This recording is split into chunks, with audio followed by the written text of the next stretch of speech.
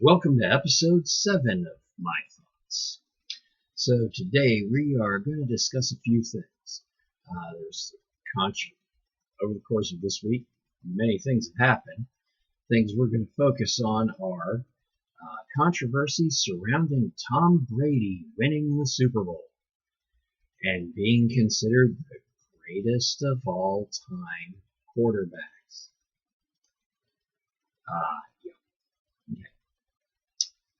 And former President Trump, acquittal on charges of his impeachment.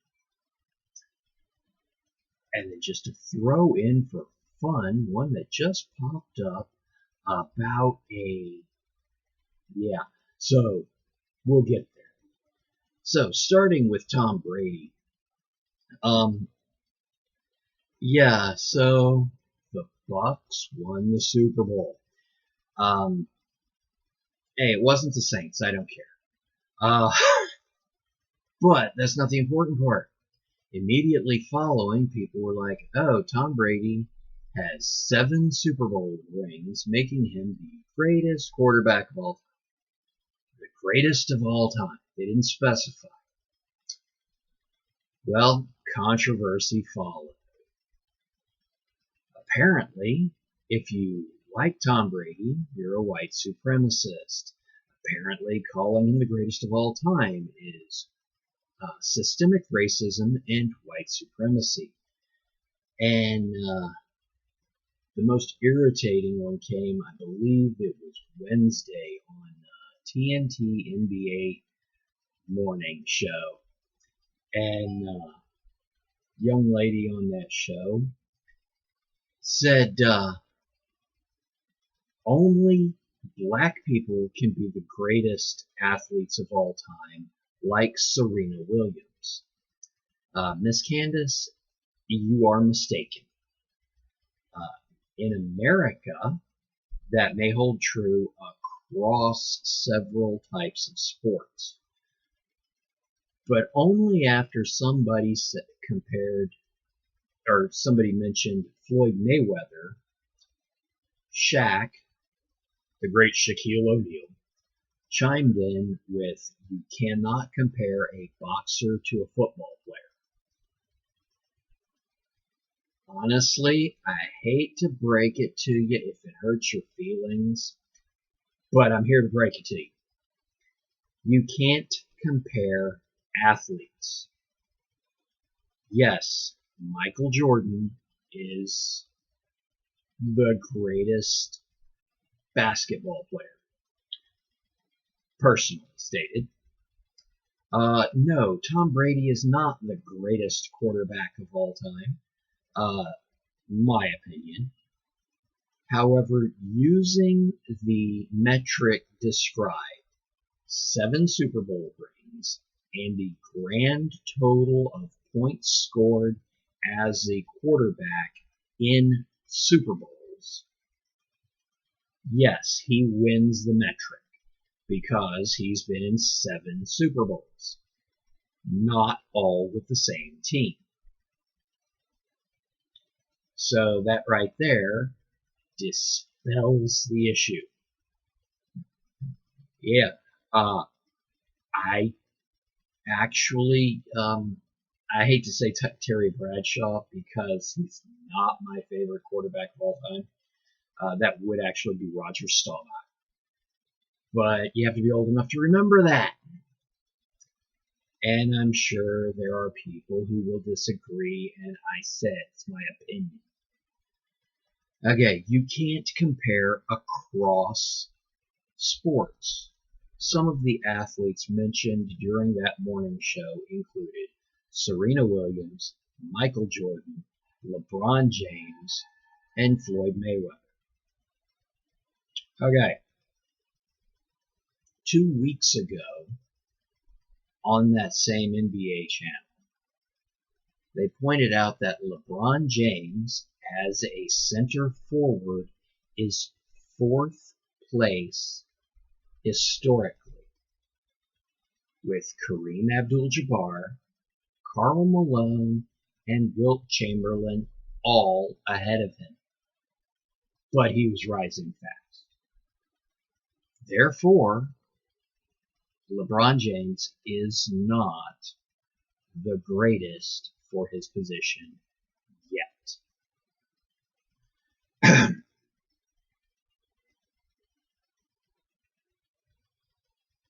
And,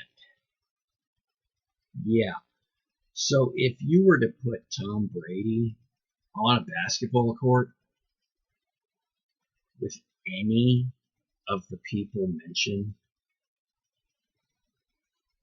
Michael Jordan, LeBron James, Karl Malone, Wilt Chamberlain, Kareem Abdul-Jabbar, Magic Johnson, Larry Bird, yeah, you know what?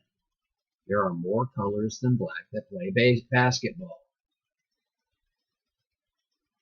Tom Brady would probably lose in a one-on-one with any of them. But at least comparing basketball and football are both team sports. If it were not for the Bucks, Tom Brady would not have won. All right. Comparing cross-sports athletes, let's take Michael Jordan, who tried to play baseball and did not succeed. In point of fact, he was only there as a clown. The only reason that they had him on the field was to say they had Michael Jordan. He could not hit, he could not throw, he could not play baseball on that level. Put any of them into a boxing ring. And Floyd Mayweather, even though Michael Jordan, I'm sure, has the reach, he's got the longer arms. I think he could probably get a better reach than Floyd Mayweather, but would still get beaten. As a secondary example to this, a little while ago they had a cross-sport competition between Floyd Mayweather and Conor McGregor, a mixed martial arts fighter, and they had to stick to boxing rules. And Conor got his butt kicked. And as he said, for $12 million, he still won. Okay, I've pointed out all the male athletes. I haven't mentioned Serena Williams yet. That is not out of disrespect. Serena Williams is a tennis player. Tennis is a single-person sport. She plays singles. If you put her on a football field with Tom Brady, you're going to have to pick a team for her to be in. Then you're going to have to pick a position for her to play. Comparing her number of trophies to his is unfair because there are only one Super Bowl per year. He may have 7 rings, but there is one Super Bowl per year. 2 teams get to go. Serena Williams can show up and participate in every tennis championship during the year, of which I'm thinking that there are about 5. So she's naturally going to have more opportunity to have more trophies in the course of any given year. Not because it's easier, because I guarantee I would not step onto a court with her for any reason other than an interview. I'm not even going to try to play tennis against her. Honestly, I can barely hit a tennis ball. And I guarantee that no matter how good Tom Brady would recreationally play tennis against an actual world-class athlete tennis player, he would lose in such an embarrassing way that it would be a shame to have even admitted you put him on the court. Has nothing to do with male versus female.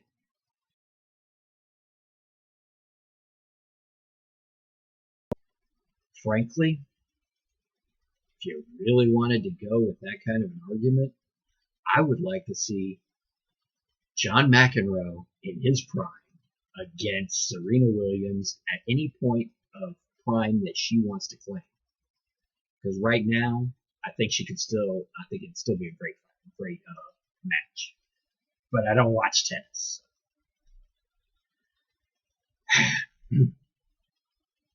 The fact that they not only allow, they being the people who are in charge of the TNT NBA show, permitted and encouraged a racial debate about sports is ridiculous. Should never have happened. But that's what happens in our current world. The next thing we're going to talk about, which I didn't mention at the beginning, was Gina Corano, who was fired from Disney for allegedly abhorrent comments that denigrated people and their culture, because she said that Germans had been encouraged to hate Jews so that it became socially acceptable that eventually the German government could send soldiers to round them up by force. Okay, which people and culture was she denigrating? Germany in 1930? The National Socialist Farmers and Workers' Party? Just exactly who is this people and culture? Or was it because some individual said the word Jew? Oh my God. Whatever. So, many commentators have been saying she compared that to the way that conservatives are being treated. No, she said political views. So realistically, yes, conservatives are being canceled by mainstream leftists who believe they have absolute power. Is that really? Well, it's a little different because it just is. But is that really that different from the conservatives that just a couple years ago and now calling these leftist snowflakes, wussies, all other kind of denigrating phrases to describe them as somehow less than human? She's right either way. Yeah. Hating and canceling people because of their political beliefs is not how we have a polite society. Of course, any day I'm on the verge of being canceled any day on my own, so be it.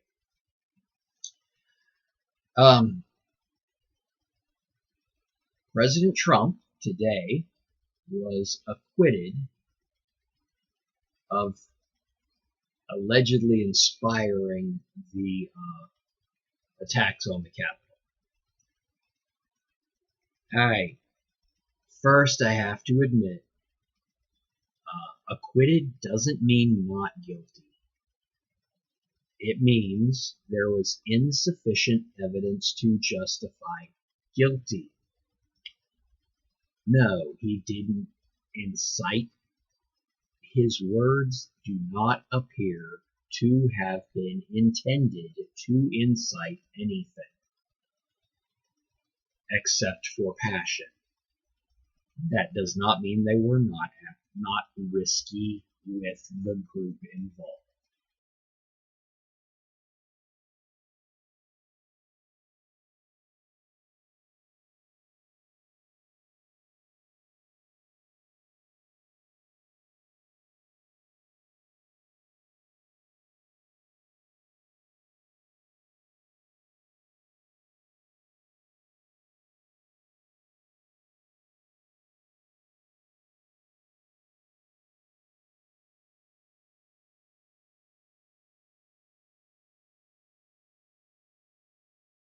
those Republicans are full-time mainstream politicians who have been in Congress too long.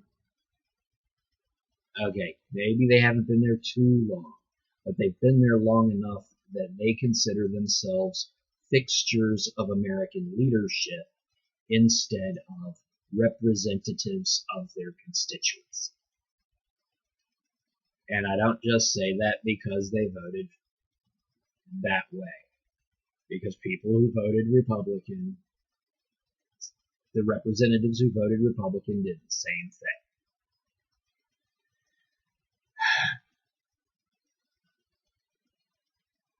And then lastly, because I really have no more thoughts on that, none to share, because from an ethical perspective, President Trump should not have been tried a second time, and there's no way that those arguments that were presented should have been able to have encouraged that many, if any, people to have voted guilty, because the evidence simply was not there as presented. The last one that makes me chuckle. The woman Rachel Donzel, I'm sorry, I don't mean to screw up her name. The lady who pretended to be black and to become a major player in the NAACP has now been described and defined as transracial. She's not biracial. She doesn't have mixed DNA. So they've just labeled her transracial. If the leftist mainstream is going to consider her transracial, then they all need to apologize to Hilaria Baldwin for her Spanishness. Yeah, it was great fun for people to make fun of Hilaria Baldwin for claiming she was Spanish when she's not. But hey, sorry, you're going to go with transracial. That means you have to allow her to identify as Spanish as well. Also means that the left needs to ignore everyone from the state of Texas, regardless of race, because Hispanic is a person from any place formerly owned by the Spanish Empire. And that includes Texas, New Mexico, Arizona, California. Basically, it means shut up and let the race shit go. Yes, there are bad individuals who do bad things because of their racially motivated biases. Those people need to be dealt with for their decisions. The rest of the world needs to be left the hell alone. I hope you all have a great week.